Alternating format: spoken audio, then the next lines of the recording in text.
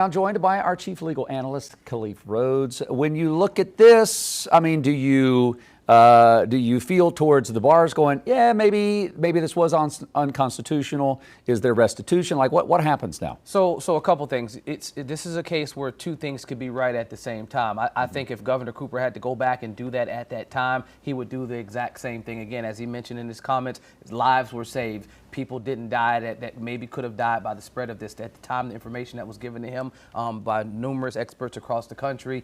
Mandy Cohen at the time was in this here. You know, now she's heading up the CDC. But you have these folks that are saying spreading this disease happens in places where you have multiple people. So limit the opportunity for multiple people to be together. Shut down the bars. So that was the right call. Now, the rollout to bring them back was the problem. If you're allowing restaurants to come back that have bars, but you're not allowing just standalone bars to open up, well, now you have discriminatory practices. That's why I say two things can be right. Yes, it was right to do it, but no, it was wrong. And so they were 100% right in suing because it is a violation of our state and our federal constitution. And it seems to be arbitrary. Like, you get it, but you don't.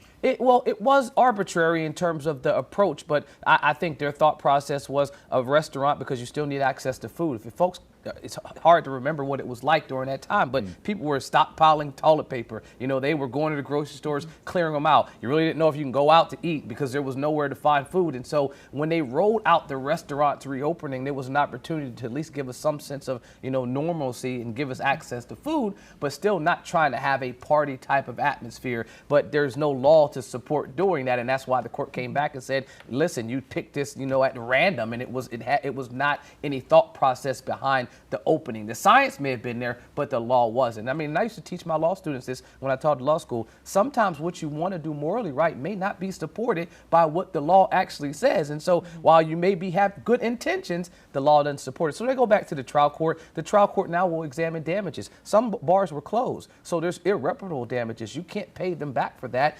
The amount may be unknown, but there will be almost 200 plus bars that will receive some type of compensation for the wrong that was done. Is it enough to value what they went through? Maybe not, but it's better than what, zero? I mean, it's apples to oranges. You know, I think Cooper's looking at, we have a risk management teams that mitigates the cost that the state will pay to cover something like this. But if he has to balance paying a fine or, you know, hundreds of millions of dollars at one point versus saving lives, what price can you put on that? And I think that's what his administration did at the time, and I think they're still standing by that today. And that's why I mentioned before, I think he'd do the exact same thing over again and just live with the fine that comes with it.